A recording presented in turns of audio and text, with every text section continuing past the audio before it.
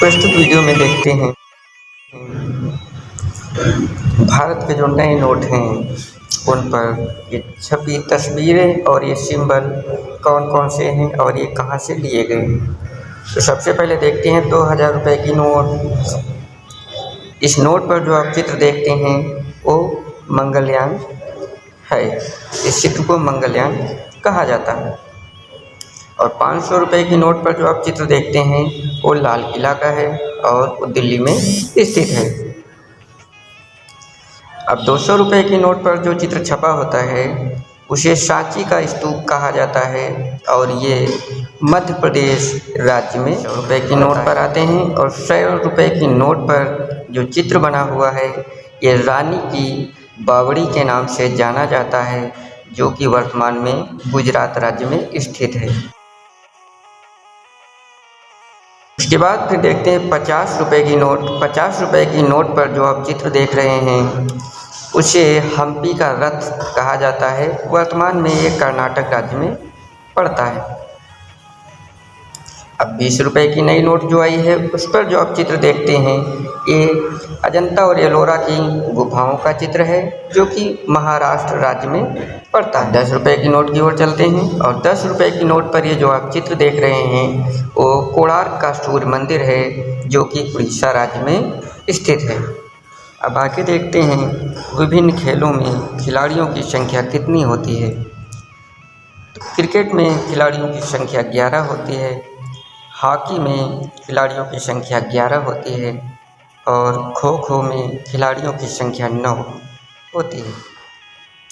कबड्डी में 7 खिलाड़ी होते हैं, पोलो में 4 खिलाड़ी होते हैं, वाटर पोलो में 7 खिलाड़ी होते हैं और लॉन टेनिस अर्थात लॉन टेनिस जो खेल होता है उसमें 1 या 2 खिलाड़ी होते हैं। अब बैडमिंटन देखते हैं। बैडमिंटन में भी 1 या 2 खिलाड़ी होते हैं।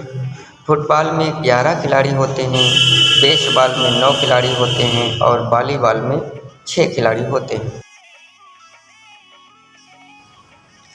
बास्केटबॉल में 5 खिलाड़ी होते हैं, रग्बी फुटबॉल में 15 खिलाड़ी होते हैं और टेबल टेनिस में भी 1 या 2 खिलाड़ी होते हैं। आगे बढ़ते हैं, देखते हैं कुछ मैथमेटिक्स से संबंधित सिंबल्स अर्थात गणित के चिन्ह। सबसे पहले आप जो ये चित्र देख रहे हैं जो कि ब्लिंक हो रहा है, इसे प्लस कहा जाता है, जिसको जोड़ना भी कहा जाता है। प्लस का मतलब होता है जोड़ना।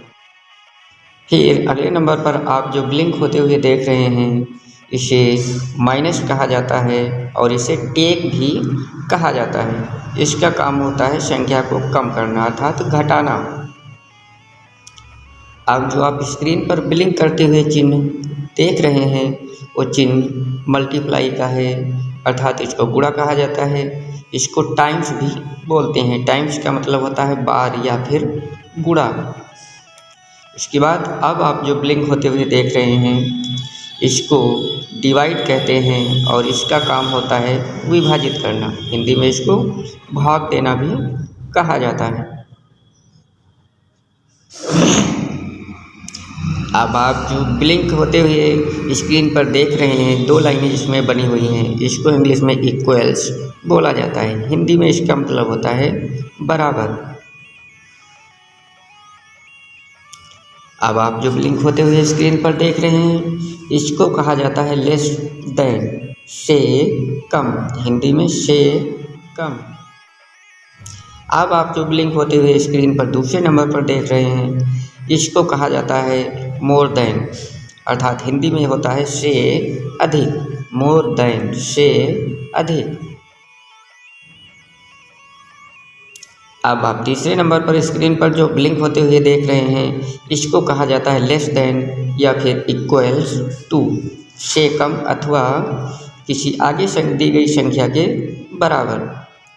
फिर आगे बढ़ते हैं और स्क्रीन पर जो ब्लिंक होते हुए आप देख रहे हैं इसको कहा जाता है ग्रेटर देन अथवा इक्वल्स टू।